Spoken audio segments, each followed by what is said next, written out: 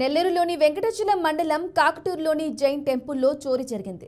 మధ్యాహ్నం ఆలయంలోకి చొరబడ్డ దుండగులు 3 లక్షల నగదు, లక్ష విలువైన వెండి వస్తువులను దోచుకెళ్లారు. ఆలయాన్ని క్లూస్ టీం పరిశీలించింది. ఘటనపై కేసు నమోదు చేసి దర్యాప్తు చేస్తున్నట్లు పోలీసులు తెలిపారు.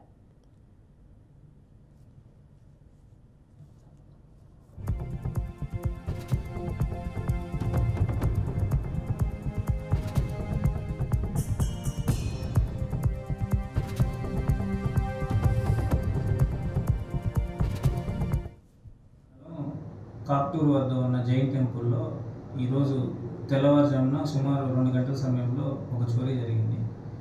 దాంట్లో అబ్జర్వ్ చేయగా ఒక 3 వ్యక్తులు మొహం అంతా పూర్తిగా కప్పుకొని దాన్ని చేశారని అర్థమైంది.